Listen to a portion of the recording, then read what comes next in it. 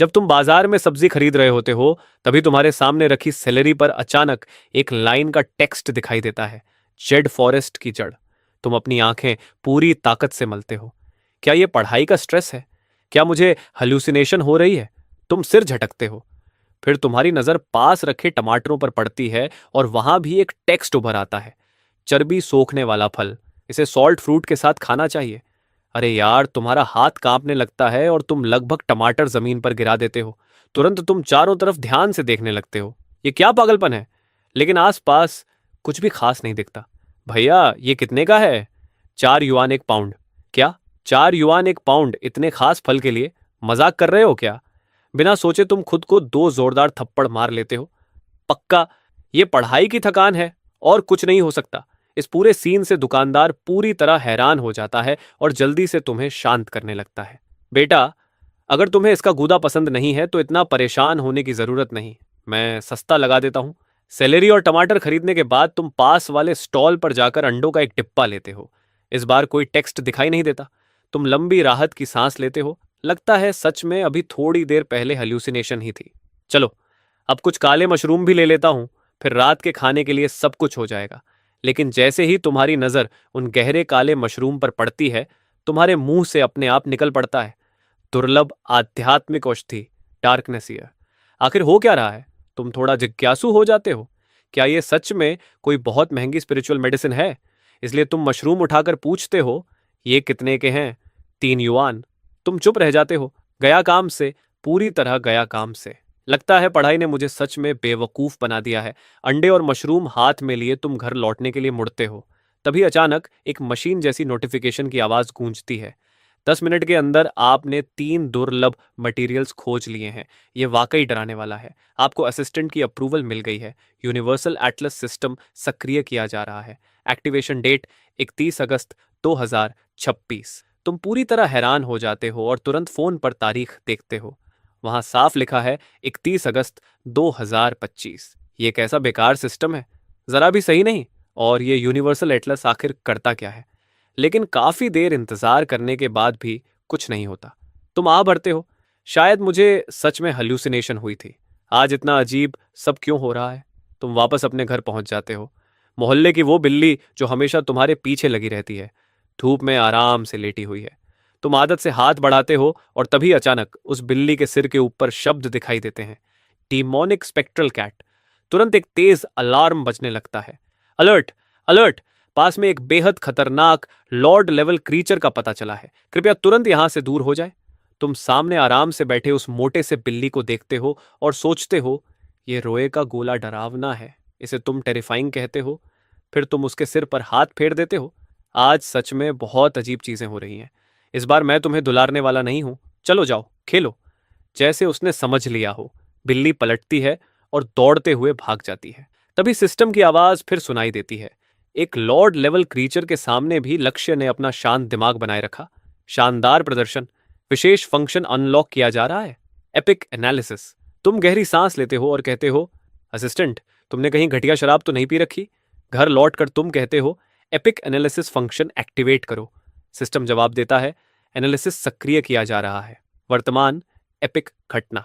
31 अगस्त 2026 की दोपहर में आसमान एक अजीब काले कोहरे से ढक गया था। एक बिल्ली रास्ता भटक कर यहां आ गई थी। काले कोहरे से भ्रमित होकर वह अपना रास्ता खो बैठी। समय के साथ उस काले कोहरे से निकलने वाली शक्ति उसके शरीर को धीरे धीरे खाती रही और आखिर में उसे डार्कनेस वर्ल्ड की बिल्ली में बदल दिया।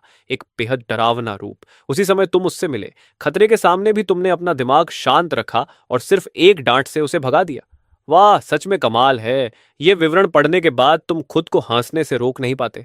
हल्की जिज्ञासा भरी हंसी के साथ तुम फिर से वह सब सामान निकालते हो जो तुम बाजार से खरीद कर लाए थे।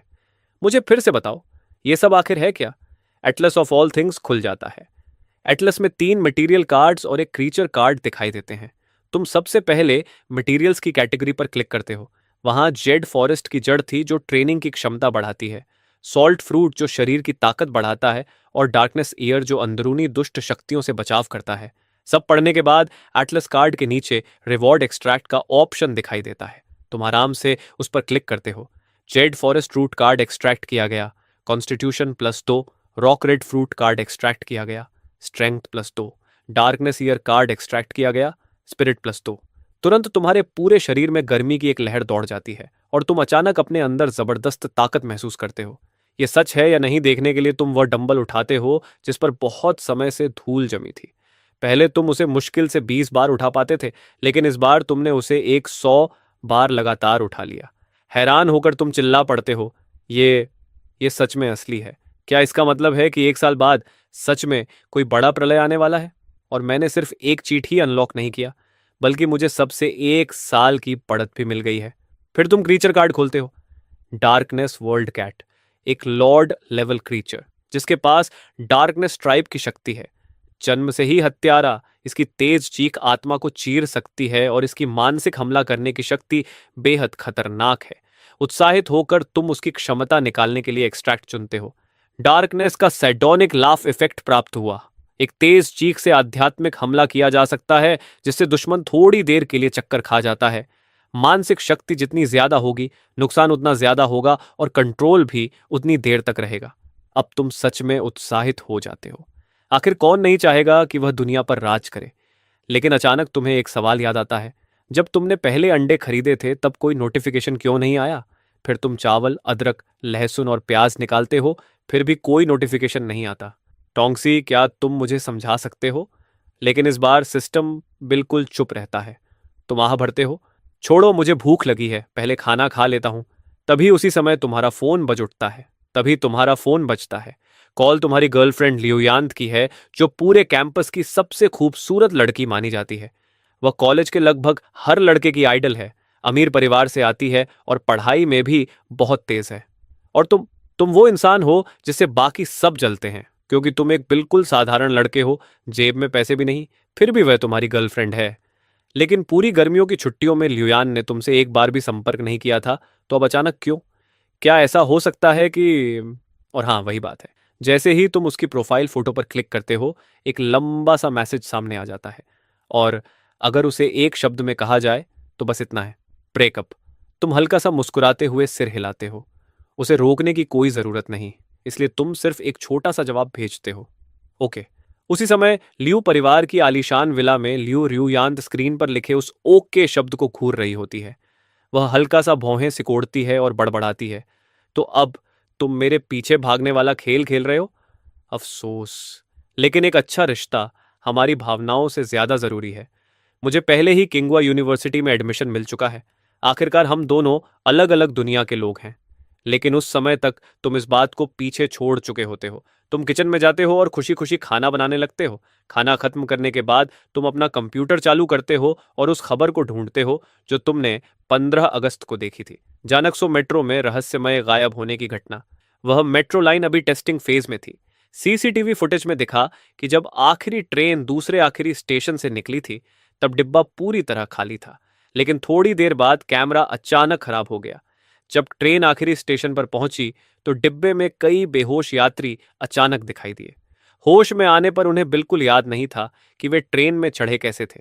पुलिस की जांच से भी कुछ नहीं निकला, क्योंकि कोई घायल नहीं हुआ था और न ही कोई आर्थिक नुकसान हुआ था, इसलिए यह मामला ज्यादा चर्चा में नहीं आया। लेकिन अब जब तुम इस बारे में सोचते हो तो लगता है शायद इस घटना को जानबूझकर दबा दिया गया था। इसके बाद तुम और खबरें ढूंढते हो। समुद्र किनारे खींची गई एक विशाल परछाई की फोटो, रेगिस्तान के ऊपर दिखाई देने वाले चमकते गोल घेरे, एक सूखे पेड़ पर उभरता हुआ इंसानी चेहरा। ऐसी खबरें लगातार सामने आती रहती हैं और ये सब देखकर तुम्हारे रोंगटे खड़े हो जाते हैं। भले ही ये सिर्फ अफवाहें हों, लेकिन शायद सच में दुनिया बदलने लगी है। ये सोचकर तुम खड़े होते हो और बाहर निकल जाते हो। थोड़ी देर बाद तुम मेट्रो स्टेशन के हॉल में पहुंचते हो। वहां बिल्कुल सन्नाटा होता है, आसपास कोई भी नहीं। तुम्हें एक अजीब सा एहसास होता है, यहाँ एक भी स्टाफ क्यों नहीं है? तुम इधर उधर जांचने लगते हो, हर चीज ध्यान से देखते हो, जैसे कुछ गड़बड़ ढूंढ रहे हो। तुम सोचते हो कि आखिर वे यात्री इस ट्रेन में आए कैसे थे। उसी समय मेट्रो के निगरानी कक्ष में एक महिला तुम्हें स्क्रीन पर ध्यान से देख रही होती है। कमांड सेंटर, यहाँ निगरानी कक्ष नंबर 3, प्लेटफॉर्म क्षेत्र में एक संदिग्ध व्यक्ति दिखाई दे रहा है। वॉकी टॉकी से आवाज आती है, निगरानी जारी रखो, हम उसके इरादों का विश्लेषण कर रहे हैं। महिला भौहें चढ़ाती है और बुदबुदाती है, आजकल के बच्चे भी रात को आराम से सोने के बजाय यहाँ क्या करने आते हैं? भले ही यह जगह बाहर से छोड़ी हुई लगती हो, लेकिन यहाँ हर जगह सुरक्षा इंतजाम किए गए थे। कई एजेंट छिपे हुए कोनों में तैनात थे, किसी भी अप्रत्याशित स्थिति के लिए तैयार।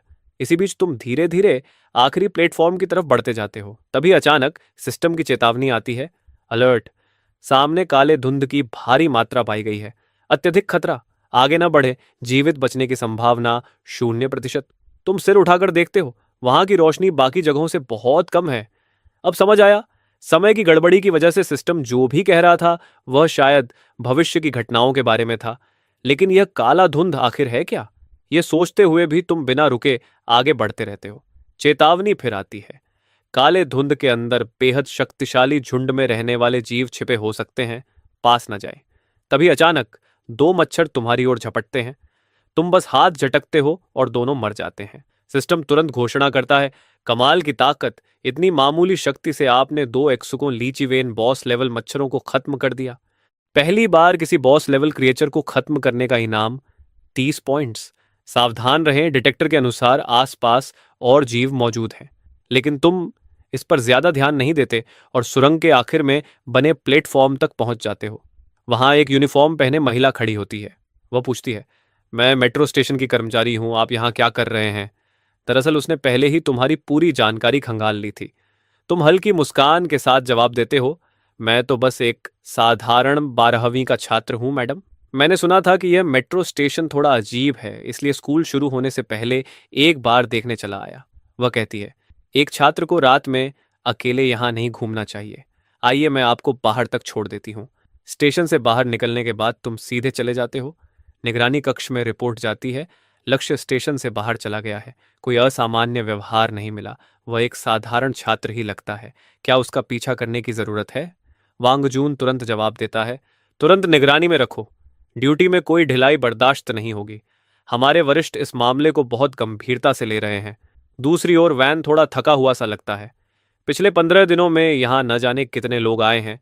अर्बन एक्सप्लोरेशन वाले स्ट्रीमर, नशे में हिम्मत जुटाकर आने वाले लोग, हर बार हमें एजेंट भेजकर उनका पीछा करना पड़ता है और आखिर में कुछ भी नहीं मिलता। सच में बहुत थका देने वाला काम है। इस बीच चलते हुए तुम सोचते हो, वह महिला शायद उतनी साधारण नहीं थी जितनी दिख रही थी। शायद पुलिस से हो। लगता है दुनिया में असामान्य चीजें जागने लगी हैं। यह सोचकर तुम टोंगजी से पूछते हो कि पॉइंट्स किस काम आते हैं। जवाब मिलता है, हर 10 पॉइंट्स को एक एट्रीब्यूट पॉइंट में बदला जा सकता है। तुम सिर हिलाते हो, कम से कम यह तो साफ और आसान है। फिर तुम नई इमेज खोलते हो, वॉइड एम्बुश क्रीचर। यह जीव लक्ष्य तय करते ही बिजली की रफ्तार से हमला करता है। तुम थोड़ी देर सोचते हो, फिर एक्सट्रैक्ट चुन लेते हो। सिस्टम कहता है, बधाई हो, आपको क्षमता मिली, सडन असॉल्ट। यह लक्ष्य को लॉक करने के बाद तुरंत तेज गति से हमला करने की क्षमता देता है। तुम राहत की सांस लेते हो, अच्छा हुआ यह कोई खून पीने वाली शक्ति नहीं है, नहीं तो थोड़ा डरावना हो जाता। लेकिन तभी टोंगसी एक नई विंडो खोल देता है। उसमें लिखा होता है कि तुमने डार्क एट्रीब्यूट की 3 इलस्ट्रेशंस इकट्ठी कर ली हैं। डार्क एट्रीब्यूट इफेक्ट एक्टिवेट हो गया।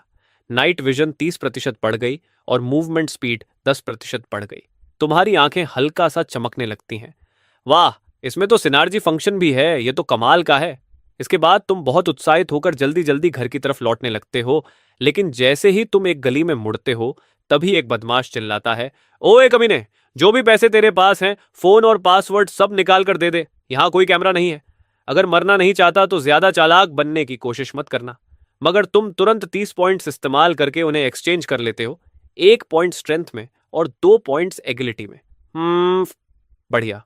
अब इन हरामियों पर थोड़ा प्रैक्टिस से कर लेता हूं। बिना एक शब्द बोले तुम उन पर टूट पड़ते हो।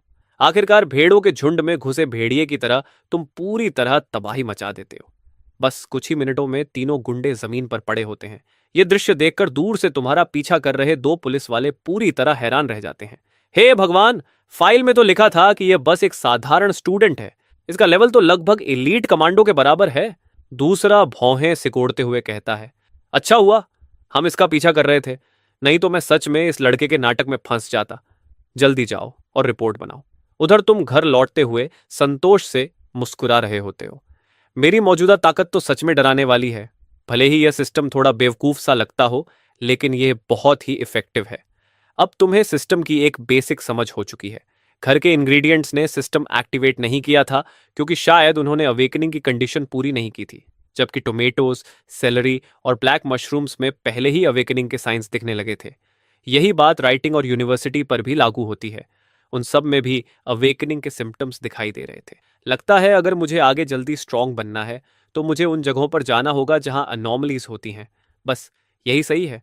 जहां भी कोई अजीब घटना होगी मैं वहां पहुंच जाऊंगा। उसी समय एक मजबूत शरीर वाला मिडिल एज्ड आदमी जिसने रेनकोट पहन रखा है अपने आदमियों के साथ उसी गली में पहुंचता है। वह एक बेहद हाई टेक दिखने वाला इंस्ट्रूमेंट निकालता है जिससे नीली रोशनी की एक परत निकलकर पूरी गली को ढक लेती है। कुछ मिनट बाद रोशनी गायब हो जाती है लेकिन वह मजबूत आदमी भौहें सिकोड़ लेता है। अजीब है, वांगजू आगे बढ़कर पूछता है। सर, क्या आपको कुछ मिला? वह आदमी कहता है, थोड़ा अजीब है, यहाँ कोई एबनॉर्मल एनर्जी फ्लक्चुएशन नहीं है। लगता है वह लड़का बस एक बहुत टैलेंटेड ऑर्डिनरी इंसान है। वांगजू सिर हिलाता है। चलो, हमें अभी भी उस पर नजर रखनी होगी। इसी दौरान मेट्रो स्टेशन पर लोगों का आखिरी ग्रुप भी जल्दी जल्दी निकल जाता है, लेकिन किसी को पता नहीं होता कि उसी समय जानजू के पास बेलोन नदी की सतह बिल्कुल शांत है। धीरे धीरे नदी किनारे के विलोस पर चांदी जैसे पैटर्न्स उभरने लगते हैं। उनके नीचे की घास बहुत तेजी से बढ़ने लगती है और आसपास की चींटियां किसी रहस्यमयी ताकत से आकर्षित होकर जमीन पर अजीब अजीब पैटर्न्स बनाने लगती हैं। सब कुछ जैसे इस बात का संकेत दे रहा होता है कि यह दुनिया जल्द ही पूरी तरह बदलने वाली है। अगली सुबह तुम क्लास में जल्दी पहुंच जाते हो। तुम्हारी डेस्क मेट और एक्स गर्लफ्रेंड ल्यूरुयंट पहले से ही वहां मौजूद होती है। पहले जब भी वह तुम्हें देखती थी तो हमेशा हल्की सी मुस्कान देती थी, लेकिन अब वह बिना तुम्हारी तरफ देखे ही मुंह फेर लेती है। तुम्हें तो इससे शांति ही मिलती है। सिर झुकाकर तुम अपने फोन पर पैरानॉर्मल न्यूज स्क्रॉल करने लगते हो। वैसे भी आजकल पढ़ाई पर किसका ध्यान रहता है? स्पिरिचुअल एनर्जी जागने वाली है। ऐसे में स्कूल बुक्स पढ़ते रहना क्या समय की बर्बादी नहीं है? 1 घंटे की क्लास के बाद ल्यूरुयंट भौहें चढ़ाकर बोलती हैं, हमारा ब्रेकअप हो चुका है। मुझे पता है तुम्हें बुरा लग रहा है, लेकिन क्या तुम ऐसे खुद को बर्बाद करके मुझे गिल्टी महसूस कराना चाहते हो? तुम्हारी पढ़ाई तुम्हारी जिम्मेदारी है, इतना इमेच्योर मत बनो। तुम जोर से हंस पड़ते हो। मैडम, अपना भाषण बंद करो। अब मैं अपनी जिंदगी में क्या करता हूं उसका तुमसे कोई लेना देना नहीं है। जैसा तुमने कहा था, हम दोनों अब अलग दुनिया के लोग हैं। इतना कहकर तुम फिर सिर झुका लेते हो और फोन स्क्रॉल करने लगते हो और बड़ी मुश्किल से लंच ब्रेक का इंतजार करते हो। ब्रेक होते ही तुम स्कूल से बाहर भागते हो, खुद भी नहीं जानते क्यों, लेकिन आज तुम्हारा मन बहुत अच्छा है। तुम पास के एक रेस्टोरेंट में जाते हो और स्टीम्ड सी बेस के साथ एक बड़ा बाउल राइस ऑन ऑर्डर करते हो। जैसे ही तुम पहला कौर खाते हो, मछली का मांस बेहद नरम लगता है। वह सच में मुंह में घुल जाता है, लेकिन उसी पल अचानक एक नोटिफिकेशन बजती है। अलर्ट! दूसरे ने एक spiritual creature azure well fish खा ली है। इस मछली के मांस में बहुत शक्तिशाली एनर्जी होती है। दूसरे की मौजूदा ऑर्डिनरी कॉन्स्टिट्यूशन के साथ इसके कारण इम्प्लोजन और मौत का खतरा है। शुभ यात्रा। तुम पूरी तरह हैरान रह जाते हो। क्या ये एक स्पिरिचुअल क्रीचर है, और इतनी स्वादिष्ट भी? तुम फिर एक और कौर खाते हो। हम ये तो और भी स्वादिष्ट है। इसके बाद तुम क्रीचर इंडेक्स खोलते हो। एज्योर फिश गहरे पानी में रहती है जहां स्पिरिचुअल एनर्जी बहुत अधिक होती है। ये पानी की एसेंस और चाँद की स्पिरिचुअल एनर्जी को एब्जॉर्ब करके जीवित रहती है। इसका फील्ड आत्माओं को शुद्ध करने और घावों को ठीक करने की क्षमता रखता है। ये पढ़कर तुम थोड़ा हैरान हो जाते हो। मुझे उम्मीद नहीं थी कि यह चीज इतनी पवित्र होगी। दिलचस्प। फिर तुम इंडेक्स रिवॉर्ड क्लेम करते हो। Ability obtained, field activated, passive ability, water element के साथ एफिनिटी बढ़ती है जिससे पानी में ज्यादा आसानी से मूव किया जा सकता है। एक्टिव एबिलिटी, फील्ड के अंदर घायल लोगों की विटैलिटी रिस्टोर होती है। रिकवरी की एफिशिएंसी और फील्ड की रेंज स्पिरिचुअल पावर पर निर्भर करती है। तुम मन ही मन सोचते हो, यह सिस्टम सच में बहुत पावरफुल है। क्या यह मुझे एक ऑल राउंड फाइटर बनाना चाहता है? खाना खत्म करने के बाद वेटर तुम्हें बताता है कि यह सी बेस बेलोन नदी से आया है। यह सुनते ही तुम तुरंत वहां की तरफ निकल पड़ते हो, लेकिन काफी देर चलने के बाद भी सिस्टम की तरफ से कोई नोटिफिकेशन नहीं आती। तुम शक करने लगते हो, क्या वेटर ने झूठ बोला था? बिना ध्यान दिए तुम एक स्टोन स्टेले के सामने पहुंच जाते हो जिस पर एक लेजेंड खुदी हुई होती है। कभी इस नदी का नाम बेलोन नहीं था जब तक कि बेलीन नाम की एक महिला यहां नहीं आई। उसका दिल बहुत अच्छा था। जब भी नदी में बाढ़ आती, वह सबसे पहले लोगों की मदद के लिए आगे आती थी। वह अपने हाथों से पीड़ित लोगों के लिए खिचड़ी बनाती थी और गांव के लोग उससे बहुत प्यार करते थे। लेकिन एक दिन भयंकर बारिश शुरू हो गई। चेंगजो शहर पर एक ऐसी भयानक बाढ़ आई जैसी पहले कभी नहीं देखी गई थी। उफनते हुए पानी ने नदी के दोनों किनारों पर बने घरों को तबाह कर दिया, और जब सभी लोग उम्मीद खोने लगे, तभी एक आकृति दृढ़ संकल्प के साथ आगे बढ़ी। उसने अपने हाथ जोड़कर प्रार्थना की और आसमान से विनती की कि जेंगजो की शांति के बदले उसकी जान ले ली जाए। पता नहीं कितना समय बीत गया। अचानक आसमान में बिजली चमकी और जोरदार गरज के साथ बादल फटने लगे। तभी बादलों के बीच से एक विशाल ड्रैगन प्रकट हुआ। उसने बस अपनी पूंछ हल्के से घुमाई और जमीन पर एक गहरी खाई बन गई। बाढ़ का पानी उसी खाई की ओर मुड़ गया और धीरे धीरे शांत हो गया। लेकिन उसी समय बेलिग्न ऐसे गिर पड़ी जैसे डोर टूट जाने पर कोई पतंग जमीन पर आ गिरती है। विशाल ड्रैगन ने दर्द से भरी एक गर्जना की और उसका शरीर धीरे धीरे पारदर्शी होने लगा। फिर वह अनगिनत रोशनी के कणों में बदलकर नदी के पानी में मिल गया और बेलिग्न की आकृति भी धीरे धीरे धुंधली पड़ते पड़ते पूरी तरह गायब हो गई। उसी दिन से जंगहुई नदी का नाम बदलकर बेलोन नदी रख दिया गया और बेलिग्न की याद में यह पत्थर की स्टेलें खड़ी की गई। यह पढ़कर तुम हल्की सी सांस भरते हो। लगता है इस दुनिया में सच में इतनी नेक और दयालु महिला भी हुई है। जैसे ही तुम स्टेल को पार करते हो, सिस्टम अचानक तुम्हें अलर्ट देता है कि दूसरे के लिए एक अपॉर्चुनिटी मिली है। तुम्हारे पीछे आसमान से ऊर्जा का एक बादल तेजी से गुजरता है। तुमने एक ब्लेसेड लैंड खोज ली है। सीन टाइप की नई एंट्री कोडेक्स में जोड़ दी गई है। तुम्हारा उत्साह तुरंत बढ़ जाता है। लगता है यहां अवेकनिंग के संकेत हैं। अगर ऐसा है तो क्या स्टेल पर लिखी कहानी सच हो सकती है? आखिर इसे स्पिरिचुअल एनर्जी का अवेकनिंग कहा जा रहा है। अगर यह पहले कभी था ही नहीं तो इसे जागरण कैसे कहा जाता? सिस्टम ने कहा कि यह एक ब्लेसेड लैंड है। क्या ऐसा हो सकता है कि ये सोचते हुए तुम जमीन के पास जाते हो, हाथ बढ़ाकर एक शाखा को हल्के से छूते हो। Precious immortal wood discovered, immortal soil पीबो। तुम मुस्कुराते हो तो मेरा अंदाजा सही था। जब चीजें अवेकन होती हैं तो आसपास का एनवायरनमेंट भी उनके साथ बदल जाता है। तुम नीचे झुककर अपने पैरों के पास उगी घास को ध्यान से देखते हो। कुछ गुच्छे बाकी से ज्यादा घने और हरे दिखाई देते हैं। तुम हाथ बढ़ाकर उन्हें छूते हो। सिस्टम तुरंत बताता है, rare immortal herb discovered, immortal herb क्विलाइन। तुम चारों ओर नजर दौड़ाते हो लेकिन और कुछ असामान्य नहीं दिखता। तब तुम मटेरियल्स कोडेक्स खोलते हो।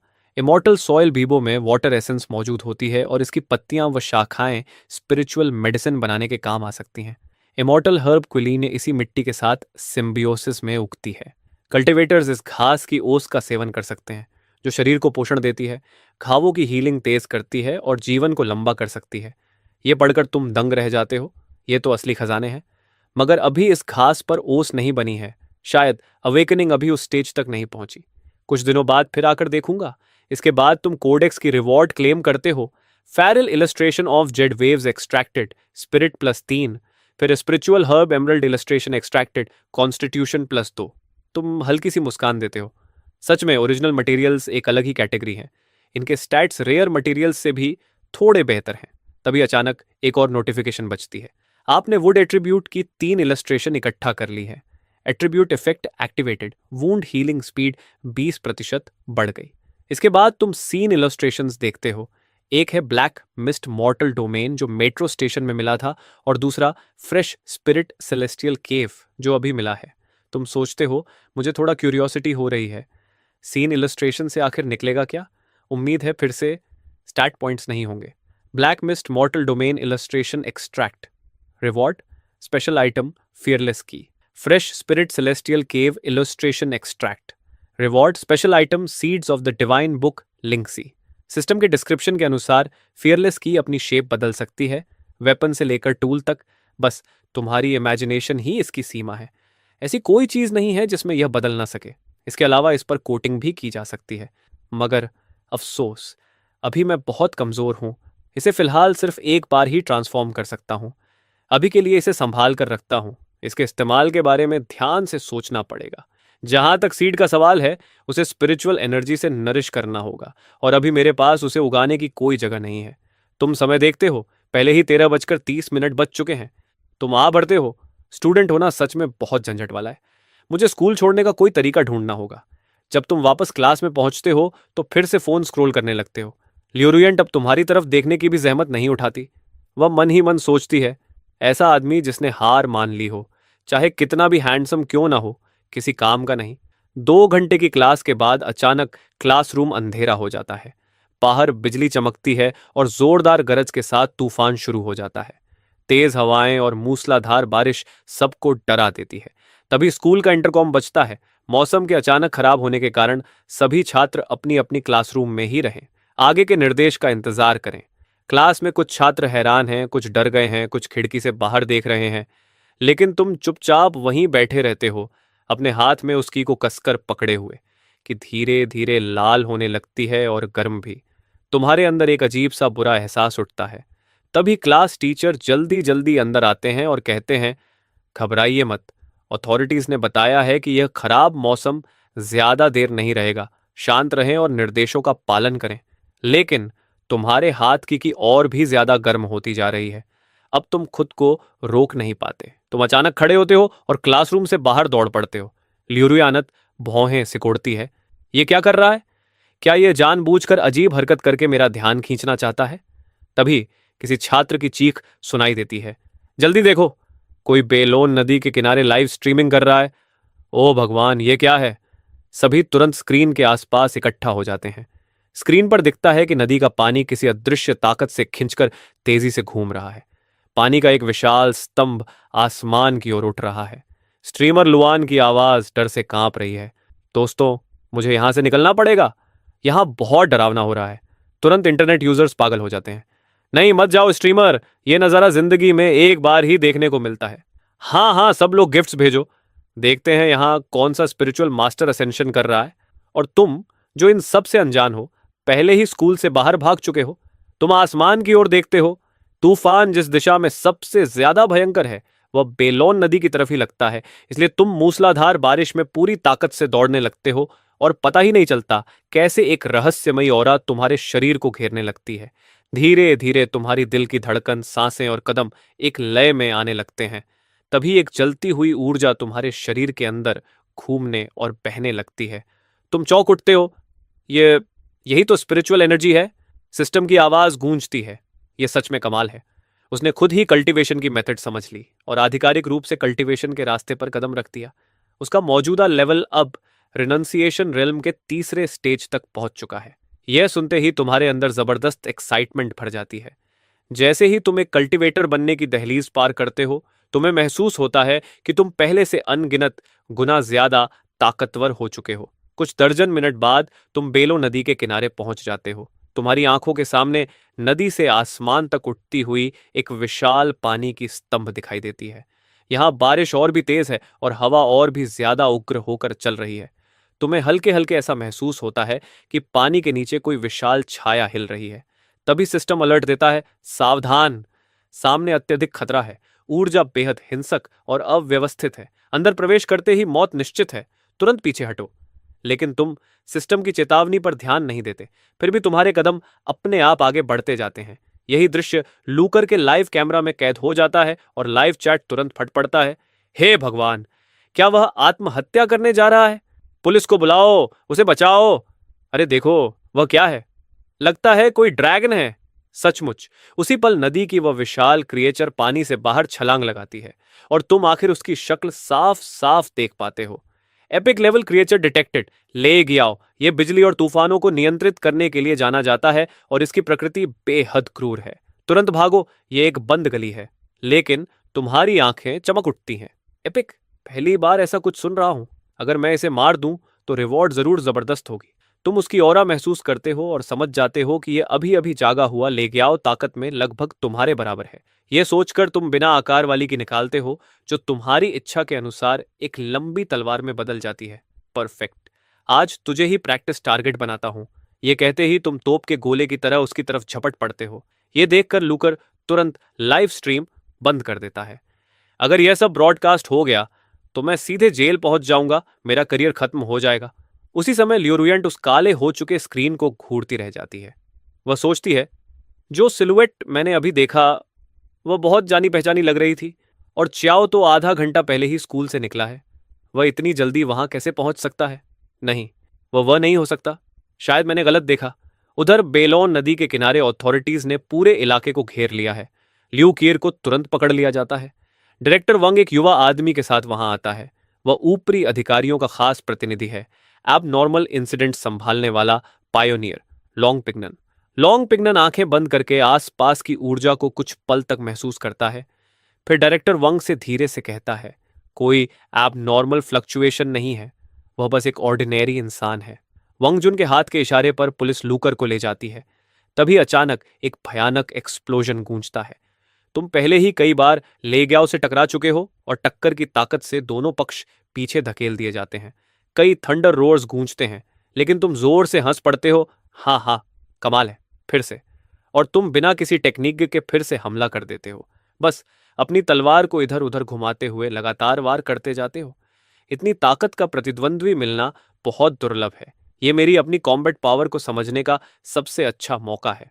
तुम्हारी आंखें एक्साइटमेंट से चमक रही हैं। दूर खड़ा लॉन्ग पिग्नन यह देखकर स्तब्ध रह जाता है। क्या डरावनी ओरा है जो उस चीज से लड़ रहा है। क्या वह सच में इंसान है? असल में 2 महीने पहले ही लॉन्ग बिगन ने महसूस कर लिया था कि इस दुनिया में कोई अज्ञात बदलाव हो रहा है। धरती पर एक ऐसी ऊर्जा प्रकट हुई थी जिसका पहले कभी कोई रिकॉर्ड नहीं था। इसी वजह से देश ने एक्सपर्ट्स को इकट्ठा करके एनर्जी डिटेक्टर बनाया और परिणामों से पता चला कि बहुत कम लोग इस ऊर्जा के साथ प्राकृतिक रेजोनेंस बना सकते हैं। इस ऊर्जा को स्पिरिचुअल ऑनरा नाम दिया गया और इन लोगों को पायोनियर्स कहा गया। कई प्राचीन ग्रंथों का अध्ययन करने के बाद ऊपरी अधिकारियों ने कल्टीवेशन के स्टेजेस तय किए। क्यूआई रिफाइनमेंट रेल्म, की sea realm, spiritual source realm, jade forest realm, divine oil realm, void realm और सेंट रेल्म। लॉन्ग पिगन उनमें सबसे प्रतिभाशाली पायोनियर्स में से एक था। सिर्फ 1 महीने में वह ची रिफाइनमेंट के पीक तक पहुंच गया था और उसकी कॉम्बैट पावर देश के टॉप 10 में गिनी जाती थी। इसलिए उसे जेंगजू में इस एबनॉर्मल घटना को संभालने भेजा गया था। लेकिन इस समय वह पूरी तरह स्तब्ध था। यह कैसा मॉन्स्टर है? स्पिरिचुअल एनर्जी तो अभी अभी जागी है, फिर ये इतना ताकतवर कैसे हो सकता है? शायद रीइंफोर्समेंट में आए वॉर गॉड भी इससे नहीं लड़ पाएंगे। इस बीच लेग्याओ के शरीर पर कई गहरे घाव बन चुके हैं। तुम अपनी तलवार उठाकर उसकी तरफ इशारा करते हुए हंसते हो। इस दुष्ट बीस्ट की स्पिरिचुअल एनर्जी अभी अभी जागी है। ताकत लगभग मेरी बराबर है, लेकिन उसका एट्रीब्यूट मुझसे थोड़ा कमजोर है। वार्म अप खत्म, अब मर। तुम ठंडी हंसी हंसते हुए कहते हो, एपिफेरल डॉन एक्टिवेट। उसी पल ले गयाओ जैसे बिजली गिरने से वहीं जड़ हो जाता है। तुम मौका पकड़कर तलवार से वार करते हो। स्विश! उसका एक हाथ हवा में उड़ जाता है और उसका विशाल शरीर भारी आवाज के साथ जमीन पर गिर पड़ता है। सिस्टम की आवाज आती है, भयानक शक्ति, एपिक लेवल क्रिएचर की पहली एलिमिनेशन। Reward 1000 integration points. उसी समय तुम दूर पुलिस की गाड़ियां देख लेते हो। भले ही मैं अथॉरिटीज से संपर्क करके ऐसी पहचान पाना चाहता हूं जो स्कूल से बंधी ना हो और जिससे मुझे ज्यादा जानकारी मिल सके, लेकिन अभी मैं सार्वजनिक रूप से सामने नहीं आ सकता। यह सोचकर तुम चुपचाप दूसरी दिशा से वहां से निकल जाते हो। कुछ मिनट बाद सभी लोग बेलोन ब्रिज के पास पहुंचते हैं। लॉन्ग पिग्नन हांफते हुए उस मरे हुए बीस्ट को देखता है। यह तो थंडर ट्राइब की एक बेहद दुर्लभ स्पिरिचुअल बीस्ट है। स्पिरिचुअल एनर्जी जागे हुए अभी कितना समय हुआ है और पहले से ही इस स्तर की क्रीचर मौजूद है। अगर हम इसे यूं ही बढ़ने दें तो क्या हम सच में इसे रोक पाएंगे? लॉन्ग पिग्नन, जो आम तौर पर बेहद गर्वीला और आत्मविश्वासी रहता था, अब हर चीज पर शक करने लगा था। डायरेक्टर वांग ने कभी सोचा भी नहीं था कि दुनिया इतनी अजीब हो जाएगी। अगर ऐसे मॉन्स्टर समाज में घुस आए तो सीधा नरसंहार हो जाएगा। वांग जुन गंभीर आवाज में कहता है, चिंता मत करो, अगर लड़ाई हुई तो हम सबसे आगे खड़े होंगे। मुझे पूरा विश्वास है कि लॉन्ग पिगन और भी मजबूत बनेगा। उसी समय तुम घर लौट आते हो। तभी तुम्हें अचानक ल्यूरुएंट का एक मैसेज मिलता है, तुम घर सुरक्षित पहुंच गए ना? गलत मत समझना, क्लास मॉनिटर होने के नाते यह मेरा कर्तव्य है कि मैं अपने क्लासमेट्स की सुरक्षा का ध्यान रखूं। यह पढ़कर तुम हल्का सा मुस्कुरा देते हो। इससे क्या मतलब? तुम चैट विंडो बंद कर देते हो और यूं ही रैंडम वीडियोज स्क्रॉल करने लगते हो। तभी अचानक तुम जोर से चौंक पड़ते हो। तुम्हारी ले गयाओ से लड़ाई वाली वीडियो किसी ने इंटरनेट पर अपलोड कर दी है और वह पूरे इंटरनेट पर वायरल हो रही है। कोई कमेंट कर रहा है, मैं उस वक्त लाइव देख रहा था, ये वीडियो बिल्कुल फेक नहीं है। दूसरा कहता है, नामुमकिन, आजकल लोग बज़ पाने के लिए कुछ भी बना लेते हैं। मैं तो सिर्फ ऑफिशियल वर्जन पर ही भरोसा करता हूं। यह देखकर तुम्हारा चेहरा थोड़ा गंभीर हो जाता है। उधर कम्युनिकेशन टीम तुरंत हरकत में आ जाती है। जल्दी करो, इस मामले को दबा दो। और सच में कुछ ही मिनटों बाद कोई व्यक्ति कमेंट करता है, मेरा दोस्त जेंगजो ब्यूरो में काम करता है। वह क्रिएचर असल में एक स्टेज प्रॉप था, किसी शो का हिस्सा। सब लोग सावधान रहें और क्लिक पाने के लिए फैलाए जा रहे झूठ में न फंसे। यह देखकर तुम राहत की सांस लेते हो। अच्छा है उन्होंने इसे संभाल लिया, नहीं तो मेरे लिए मुसीबत हो जाती। लेकिन अचानक तुम्हें अपनी जेब में कुछ अजीब महसूस होता है। तुम तुरंत फियरलेस की निकालते हो। उसी पल की हल्की बैंगनी रोशनी छोड़ने लगती है। तुम्हारी आंखें चमक उठती हैं। क्या ऐसा हो सकता है कि लेग्याओ को मारने के बाद यह अपने आप अपग्रेड हो गई हो? तुम तुरंत उसे एक लंबी तलवार में बदल देते हो। अब ब्लेड पर बारीक बिजली जैसी नक्काशी चमक रही है। तुम बस हल्का सा हाथ घुमाते हो और चारों ओर बिजली की चिंगारियां फूट पड़ती हैं। तुम संतोष से सिर हिलाते हो। मेरे पास अभी सिर्फ एक ट्रांसफॉर्मेशन चांस बचा है। बाद में जब और ट्रांसफॉर्मेशंस मिलेंगे तो मैं इसमें बाकी अब्जॉर्ब्ड एट्रीब्यूट्स भी जोड़ सकूंगा। तब ये मेरी नई वेपन पर इंचांट हो जाएगा। यही तो असली ऑल पर्पस वेपन है। इसकी ताकत सच में डराने वाली है। इसके बाद तुम बायोलॉजिकल कोडेक्स खोलते हो और ले गयाओ की एंट्री देखते हो। ले गयाओ एक एपिक क्रिएचर है जो तब जन्म लेती है जब 9 आसमानों में भयानक गर्जना होती है। यह बिजली को नियंत्रित करने की सर्वोच्च शक्ति रखती है। इसकी हर अपीयरेंस के साथ आसमान गड़गड़ाता है। यह बिजली को आदेश देती है और आसमान को चीर देती है। तुम हल्की हंसी के साथ कहते हो, डिस्क्रिप्शन तो शानदार है, लेकिन पहले इसे बड़ा होने का मौका तो मिले। इसके बाद तुम तुरंत इंडेक्स रिवॉर्ड एक्सट्रैक्ट करते हो और एक स्किल हासिल करते हो, हेवनली थंडर लॉ। यह स्किल प्राकृतिक बिजली की शक्ति को बुलाकर क्षेत्र के भीतर दुश्मनों पर लगातार प्रहार करती है। इसकी रेंज, ड्यूरेशन और इंटेंसिटी मेंटल स्ट्रेंथ पर निर्भर करती है। नोट, इस स्किल की एनर्जी कॉस्ट बेहद ज्यादा है। यह पढ़कर तुम खुद को एक हल्की सी थप्पड़ मारते हो। यह सपना नहीं है, मैं सच में थंडर किंग बन गया हूं, एक एपिक लेवल की शक्ति के साथ। कमाल है। तुम्हारे मन में तुरंत एक दृश्य आता है जहां तुम हाथ उठाते हो और हजारों बिजली की धाराएं आसमान से गिरती हैं। उधर ल्यूरियांट का दिल भारी हो रहा होता है। उसकी सिलुएट, यहां तक कि कपड़े भी मिलते जुलते थे। शायद मुझे उस समय इतनी जल्दी फैसला नहीं लेना चाहिए था। सब एक्सी की वजह से हुआ, गलती मेरी थी। अगली सुबह तुम खुद से सवाल करने लगते हो, अभी तक अथॉरिटीज मुझे ढूंढने क्यों नहीं आई? उनके रिसोर्सेज के साथ तो मुझे ढूंढना मुश्किल नहीं होना चाहिए, या फिर मैं इतना मामूली हूं कि उनका ध्यान ही नहीं गया? दिमाग में ढेर सारे सवाल लिए तुम क्लास में पहुंचते हो। टीचर हमेशा की तरह पढ़ा रहा है और स्टूडेंट्स ऐसे पढ़ रहे हैं जैसे कुछ हुआ ही नहीं। लेकिन जैसे ही क्लास खत्म होती है, अचानक पुलिस स्कूल को घेर लेती है। फेंगिनंट, वंगजू और लॉन्ग पिग्नन के साथ प्रिंसिपल के ऑफिस में प्रवेश करता है। टीचर और स्टूडेंट से एक एक करके पूछताछ की जाती है और सवाल हमेशा एक ही होता है, क्या च्याओ ने पिछले 2 महीनों में कोई असामान्य व्यवहार किया? उनकी इन्वेस्टिगेशन के नतीजे भी वही निकलते हैं। कल को छोड़कर बाकी समय च्याओ बिल्कुल सामान्य था। आखिर में तुम्हें बुलाया जाता है। ये लोग बहुत सावधान हैं क्योंकि ऊपर से तुम्हें अननोन स्ट्रेंथ वाला लेकिन बेहद खतरनाक व्यक्ति के रूप में क्लासिफाई किया गया है। फेंगिनेंट सबसे पहले बोलता है, कॉमरेड च्याओ, मेरा नाम युएन कंग है। मैं साउथ ईस्ट रीजन के जिम्मेदार अधिकारियों में से एक हूँ। तुम हल्की मुस्कान के साथ कहते हो, नमस्ते, मैं आपकी क्या मदद कर सकता हूँ? युएन कांग कहता है, सबसे पहले अकेले ही उस संकट को खत्म करने के लिए आपका धन्यवाद, और अगर आपकी कोई भी मांग हो तो बेझिझक बताइए। तुम सिर हिलाते हो, रिवॉर्ड की बात अभी रहने दीजिए, पहले यह बताइए कि हाई अथॉरिटीज मुझसे क्या चाहते हैं। युआन कांग तुम्हारी ओर देखता है। हम अभी उस दौर में हैं जिसे इमिनेंट रिसर्जेंस एरा कहा जा रहा है। हाई अथॉरिटीज चाहते हैं कि आप हमारे साथ जुड़ जाएं। थोड़ी बातचीत के बाद फैसला होता है कि तुम जांगजू एनॉमली इन्वेस्टिगेशन ब्यूरो के कंसल्टेंट बनोगे और साथ ही स्पेशल एग्जेम्पशन के साथ साउथ ईस्ट मिलिट्री एकेडमी में एडमिशन पाओगे। औपचारिकताएं पूरी होने के बाद युएन कंग तुम्हें स्कूल से बाहर ले जाता है। उसी समय क्लास में टीचर आती है और कहती है, स्टूडेंट्स, मेरे पास एक अच्छी खबर है। हमारी क्लास के च्याओ को स्पेशल एग्जेम्पशन के साथ साउथ ईस्ट मिलिट्री एकेडमी में एडमिशन मिल गया है। यह सुनते ही क्लास में हलचल मच जाती है। मुझे विश्वास नहीं हो रहा। च्याओ तो हमेशा इतना साधारण लगता था, असल में वह इतना ताकतवर है। उस एकेडमी में तो सिफारिश से भी एडमिशन नहीं मिलता और उसे स्पेशल एग्जामिशन मिल गया। अब समझ आया कि क्लास मॉनिटर ने उससे ब्रेकअप क्यों किया। वह तो बिल्कुल शांत रहा। सोच रहा हूँ ल्यू अब कैसा महसूस कर रही होगी। उसे ज़रूर पछतावा हो रहा होगा। ल्यूरियन मन ही मन कहती है, तो तुम ऐसे इंसान हो?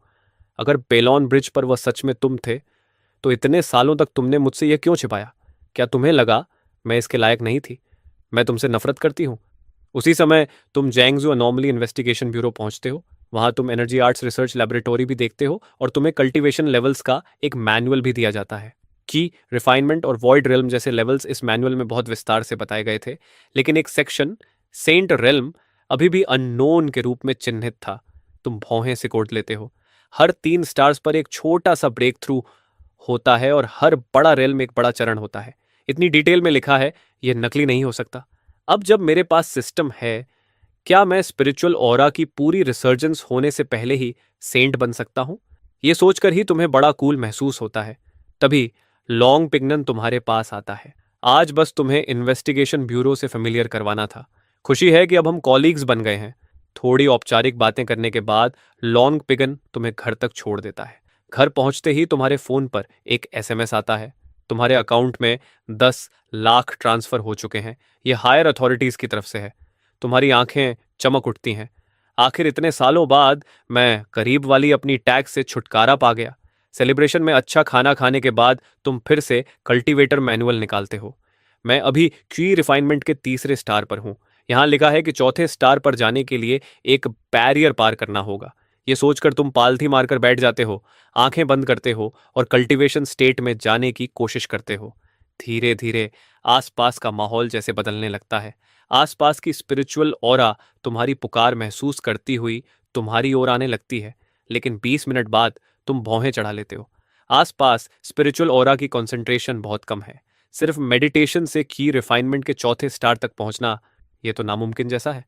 अगर मुझे जल्दी प्रोग्रेस करनी है तो ऐसी जगह ढूंढनी होगी जहां स्पिरिचुअल ऑरा ज्यादा हो। तभी तुम्हारे दिमाग में एक और तरीका आता है। तुम अपने पहले से मिले 100 पॉइंट्स को एक्सचेंज करके 10 एट्रीब्यूट पॉइंट्स लेते हो। स्ट्रेंथ +2, कॉन्स्टिट्यूशन +1, एजिलिटी +3, कैरिज्मा +3 और 1 पॉइंट रिजर्व में रख देते हो। तभी सिस्टम की नोटिफिकेशन आती है, दूसरे ने सफलतापूर्वक क्यूआई कंडेंसेशन स्टेज की तीसरी स्टार पार कर ली है और अब चौथे स्टार पर पहुंच गया है।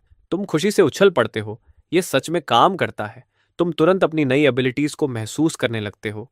न सिर्फ तुम्हारा शरीर पहले से कहीं ज्यादा मजबूत हो गया है, बल्कि तुम्हारे डांटियन में स्पिरिचुअल ची एक वॉर्टेक्स बनकर घूमने लगी है। मैनुअल के अनुसार ची कंडेंसेशन स्टेज के लेवल 4 से 6 को कंडेंसेशन फेज कहा जाता है। इस फेज में कल्टीवेटर स्पिरिचुअल ची को अपने डेंटियन में कंप्रेस करके एक वॉर्टेक्स बना सकता है। यह बिल्कुल वही है। मैनुअल सच में रिलायबल है। इन्वेस्टिगेशन ब्यूरो सच में कमाल का है। फिर तुम अपना स्टैट पैनल खोलते हो। स्टेज की कंडेंसेशन 4th स्टार। सभी stats 10 points. Skills infernal green, shadow assault, Marsh field, heavenly thunder law. Overall evaluation सभी क्षेत्रों में कमजोर। मुर्गी को बांधने जितनी भी ताकत नहीं। Conclusion blue AI. तुम झल्लाकर बोलते हो, बेवकूफ सिस्टम। ब्लू एआई, मेरी आंखों के सामने मैं अब बहुत ताकतवर हूं। उसी समय ल्यू रूयन और ल्यू कियर मिलती हैं। कजन, सुना है तुम्हें कल यूनिवर्सिटी में डायरेक्ट एडमिशन मिल गया। बधाई। ल्यू रूयन तुरंत पूछती है, कल लाइव बंद होने के बाद आखिर हुआ क्या था? मैं तुमसे कांटेक्ट नहीं कर पा रही थी, मैं बहुत वरीड थी। ल्यूकेट तुरंत आसपास सस्पिशियस नजरों से देखती है और धीरे से ल्यू रूयन के कान में कहती है, असल में जो हुआ वह लाइव में दिखे से कहीं ज्यादा जटिल था। यह दुनिया शायद उतनी सिंपल नहीं है जितनी दिखती है। लियो रोयान कुछ पल के लिए चुप रह जाती है, फिर पूछती है, कसिन, कल व्हाइट ड्रैगन ब्रिज में जो व्यक्ति अंदर गया था उसका क्या हुआ? लियो कीर का चेहरा अचानक गंभीर हो जाता है। उसके बारे में सवाल मत पूछो। बस इतना जान लो कि वह शायद तुम्हारी उम्र का ही है, लेकिन हम और वह बिल्कुल अलग दुनिया के लोग हैं। यह टॉप सीक्रेट है। लियो कीर से अलग होने के बाद लियो रोयान उदास होकर घर लौटती है। क्या वह सच में इतना असाधारण है? अचानक उसे पछतावा होने लगता है, जैसे किसी अदृश्य ताकत से प्रेरित होकर वह तुम्हें मैसेज भेज देती है, तुम वहां हो।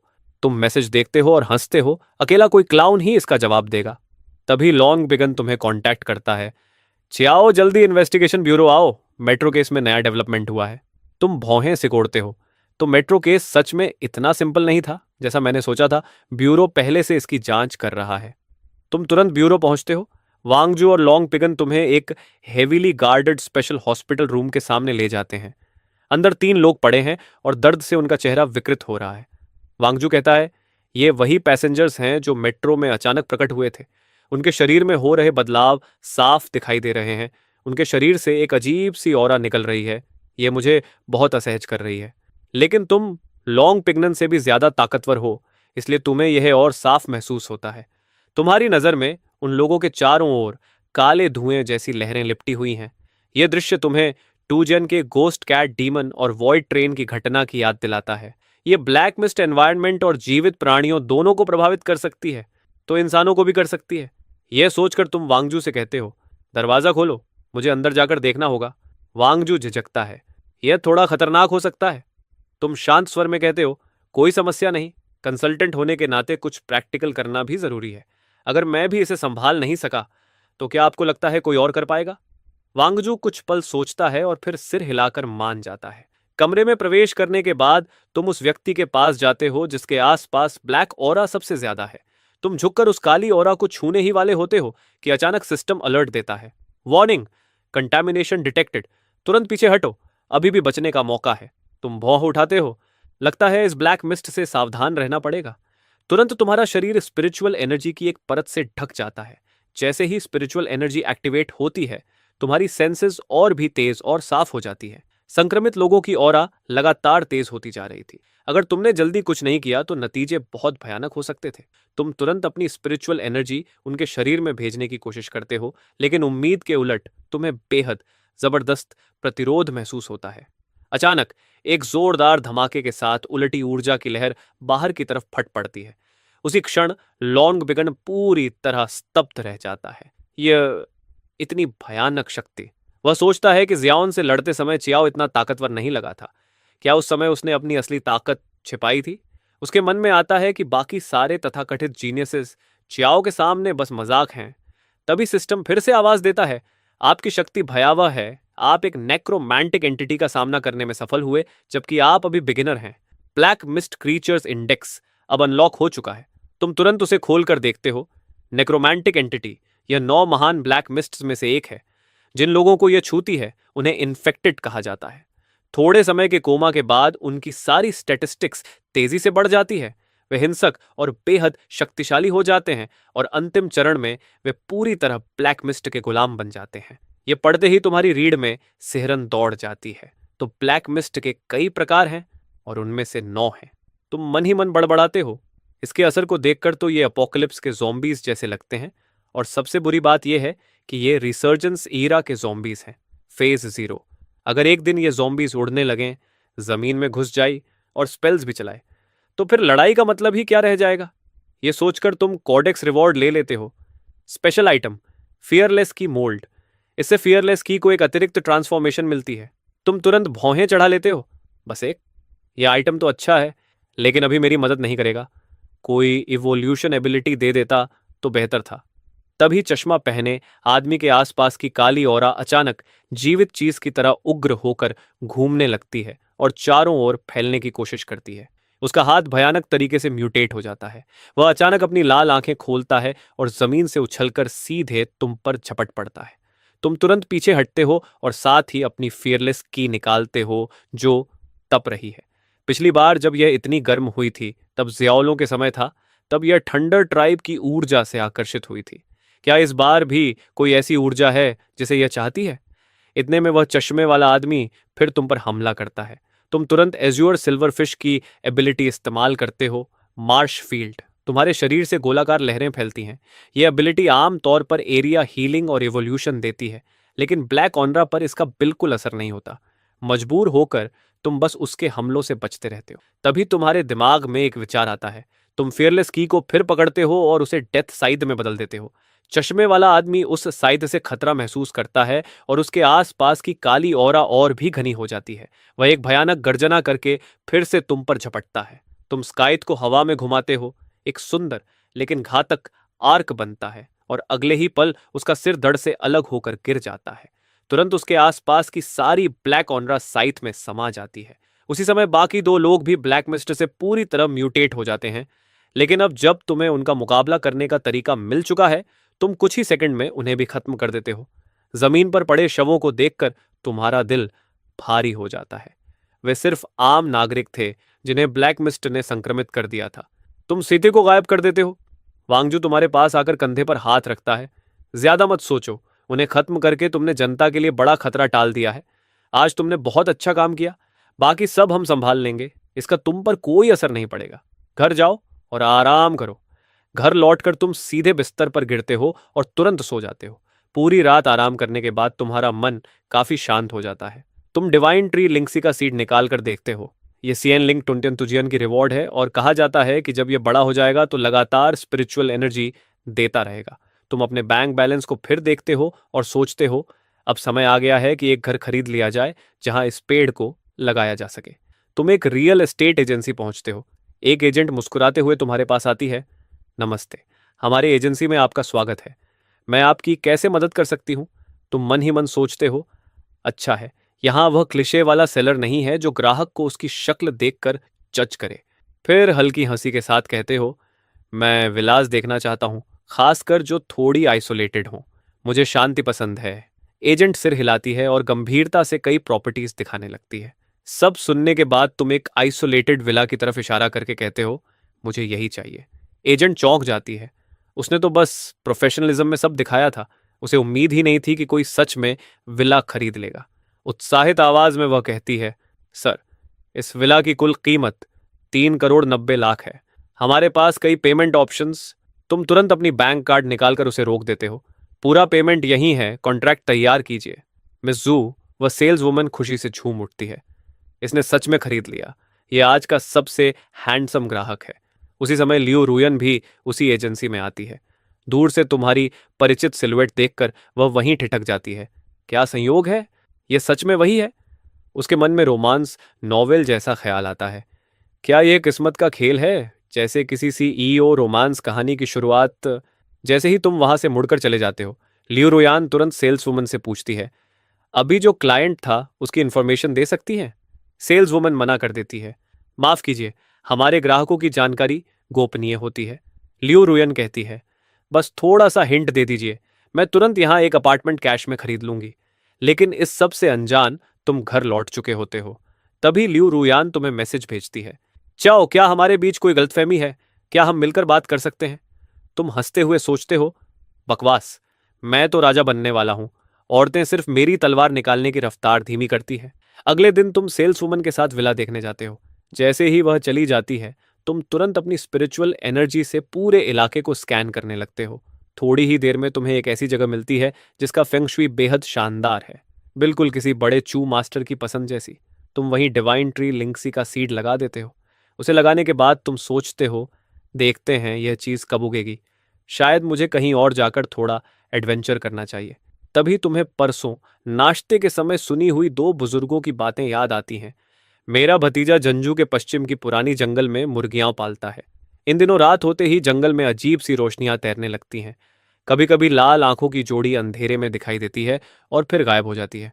मुर्गियां इतनी डर गई हैं कि अब सुबह भी बांग नहीं देती। उस समय तुमने इन बातों पर ध्यान नहीं दिया था, लेकिन अब सोचने पर तुम्हें लगता है कि वेस्ट ओल्ड फॉरेस्ट में अवेकनिंग के संकेत हो सकते हैं। ये सोचकर तुम तुरंत निकल पड़ते हो और पलक झपकते ही जंगल में पहुंच जाते हो। जंगल में कदम रखते ही तुम्हें एक अजीब एनर्जी फ्लक्चुएशन महसूस होती है। ध्यान से देखने पर तुम्हें जमीन पर एक ऐसी व्यवस्था दिखती है जो किसी मैजिकल फॉर्मेशन जैसी लगती है। आसपास की हल्की स्पिरिचुअल एनर्जी अपने आप उस फॉर्मेशन के केंद्र की ओर खींच रही होती है। तुम हैरान होकर कहते हो, ये क्या चीज है? ये तो सच में स्पिरिचुअल एनर्जी को कंसंट्रेट कर रही है। लगता है ये कोई आर्टिफिशियल फॉर्मेशन है। जैसे ही तुम उसे छूने के लिए हाथ बढ़ाते हो, पीछे से अचानक एक गुस्से भरी आवाज आती है। झाड़ियों से एक युवक और एक युवती बाहर आते हैं।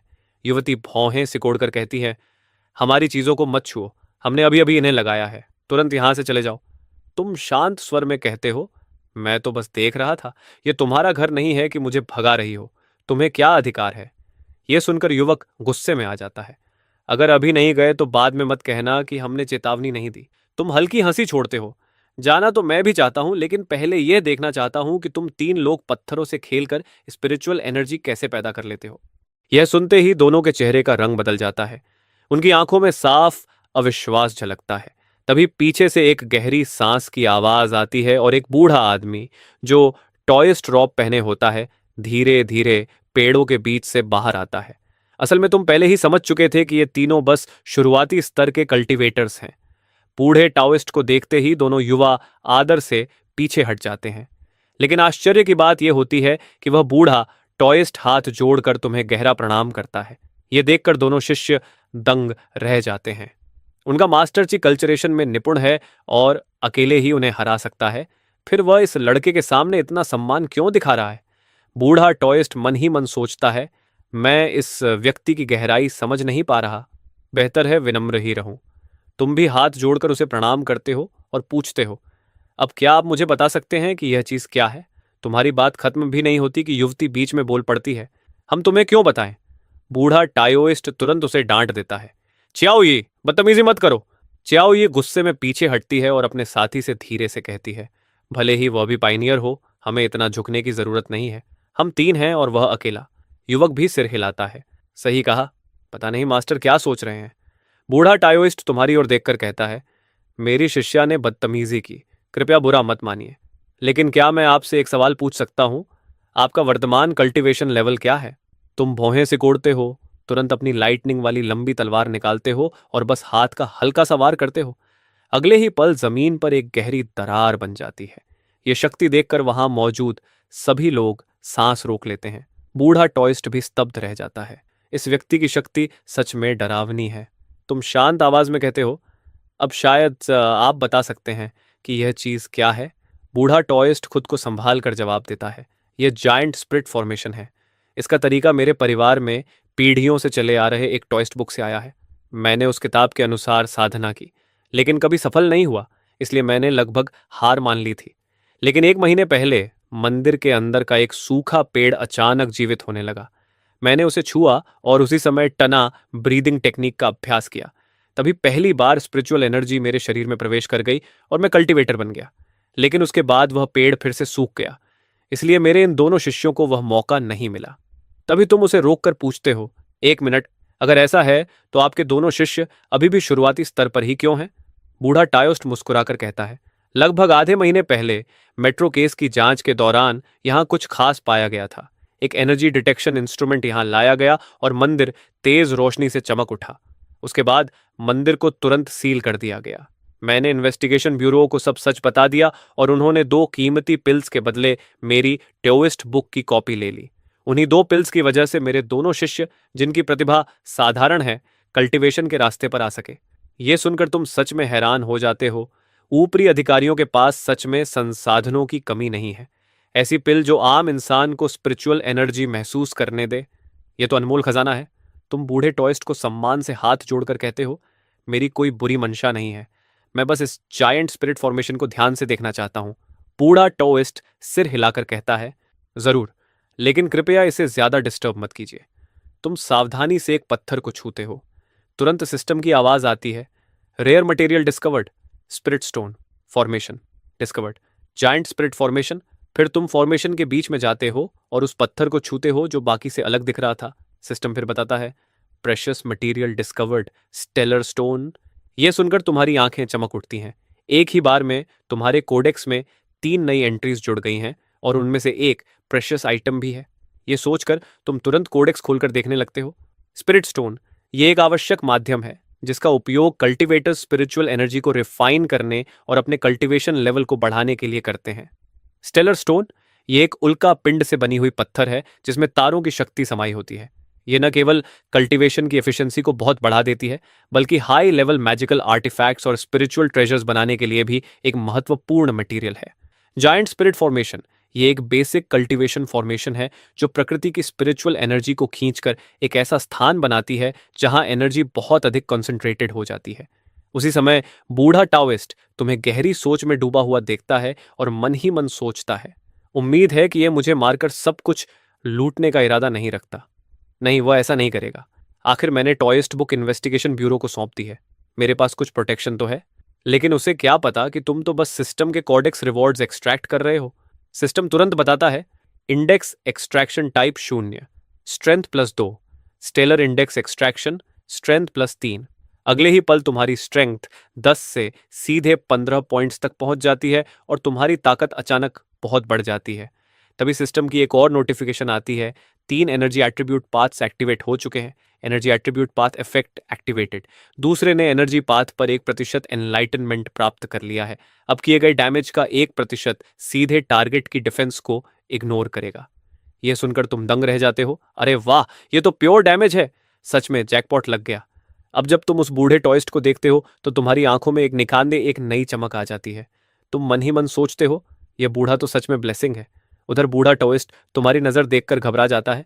उम्मीद है यह नजर मेरे लिए नहीं है, मैं इन सब चीजों के लिए बहुत बूढ़ा हूं। आखिर यह सोच क्या रहा है? तभी तुम उसकी सोच को तोड़ते हुए पूछते हो, आपने जायंट स्पिरिट फॉर्मेशन यहां क्यों लगाई? इसे सीधे किन्सन टेम्पल में लगाना आसान नहीं होता, बूढ़ा टॉयस्ट जवाब देता है। असल में हम सांप को बिल से बाहर निकालने की कोशिश कर रहे हैं। कल रात आधी रात को एक बुजुर्ग दंपत्ति मंदिर आए।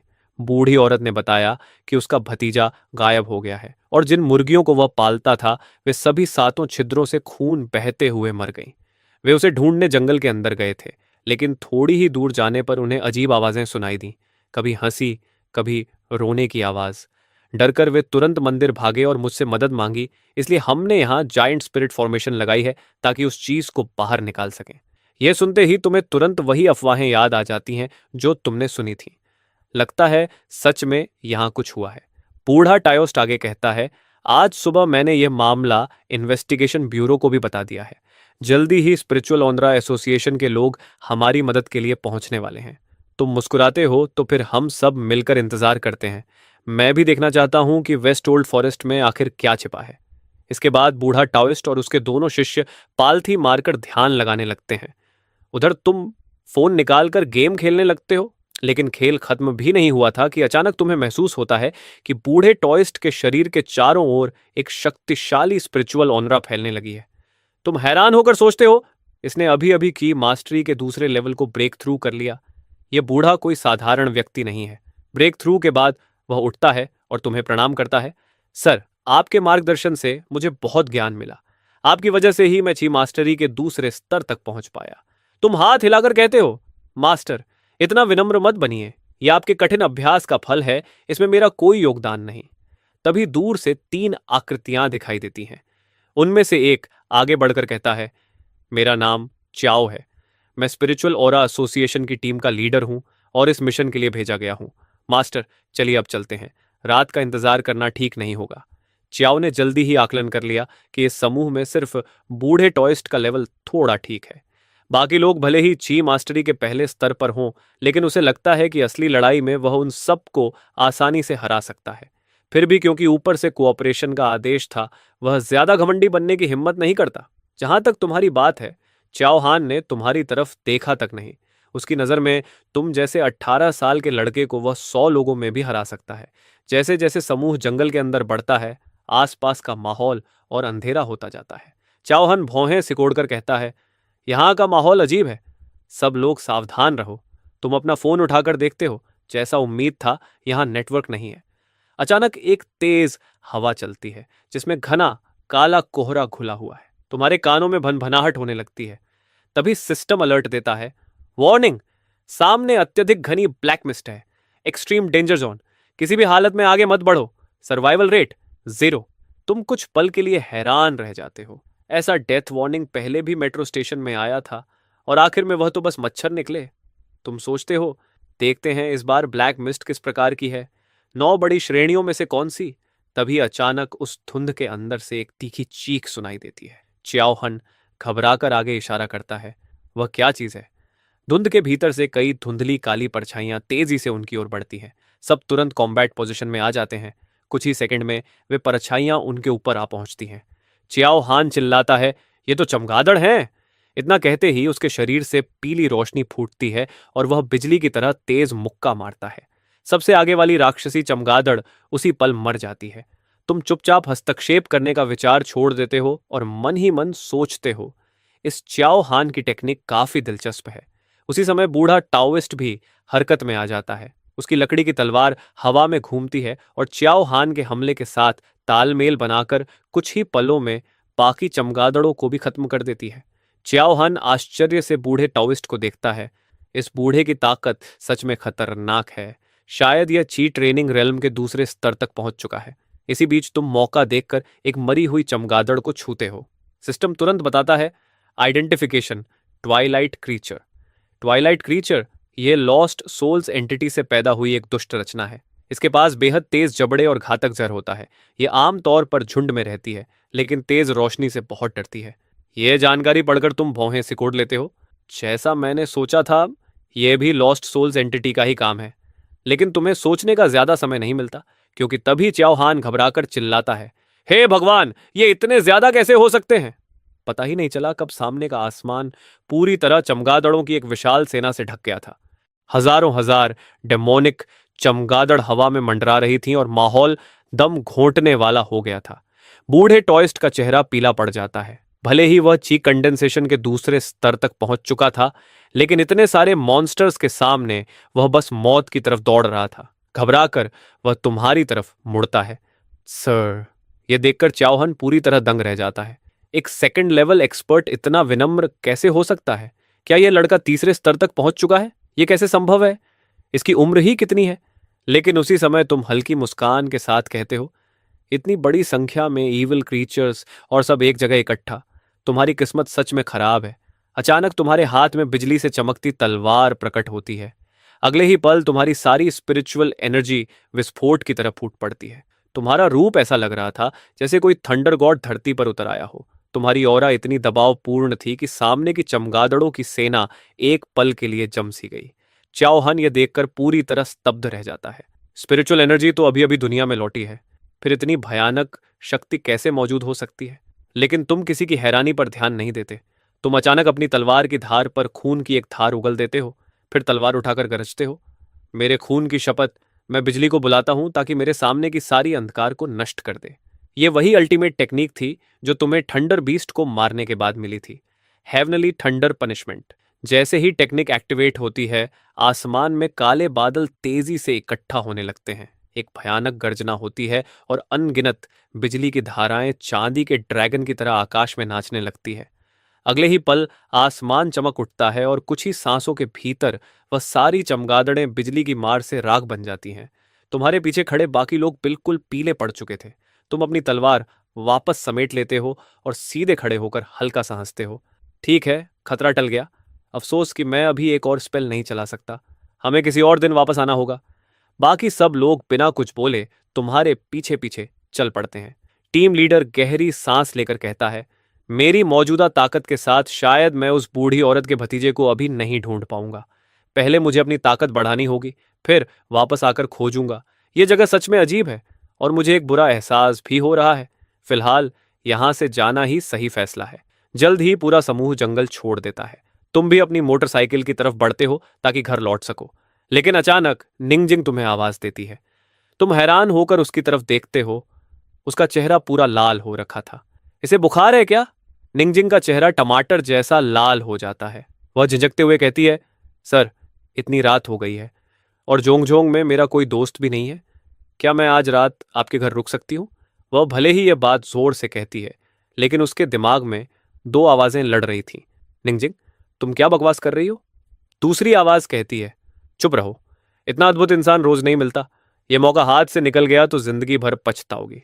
आखिर दोनों आवाजें उसके दिमाग में पूरी तरह गड़बड़ा जाती हैं, लेकिन उसे बिल्कुल उम्मीद नहीं थी कि तुम सीधे सिर हिलाकर मना कर दोगे। निंगजिंग वहीं हैरान खड़ी रह जाती है। इसने इतनी साफ मना कैसे कर दिया? कितनी शर्म की बात है। तभी जैसे किसी अनजानी ताकत से मजबूर होकर वह फिर बोल पड़ती है, मैं मुफ्त में नहीं रुकूंगी। मैं आपको पैसे दूंगी, 10,000 युआन। ठीक है?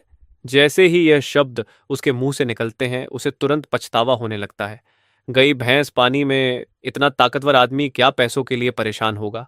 मैं कितनी बेवकूफ हूं। लेकिन उसे क्या पता, यह सुनते ही तुम्हारी आंखें चमक उठती हैं। भले ही तुम्हें 1 मिलियन युएन की रिवॉर्ड मिली थी, लेकिन तुमने सब विला खरीदने में खर्च कर दिए थे। इस समय तुम अभी भी लगभग कंगाल ही थे। ये 10,000 युएन सच में सही समय पर आए थे। यह सोचकर तुम गंभीर चेहरा बनाकर कहते हो, हम मुझे तुम्हारे पैसों की जरूरत तो नहीं है, लेकिन मुझे डर है कि तुम्हारे जैसी अकेली लड़की को कहीं परेशानी ना हो जाए। चलो बैठो। निंगजिंग खुशी से उछल पड़ती है। सच में, ये तो कमाल है। धन्यवाद बॉस।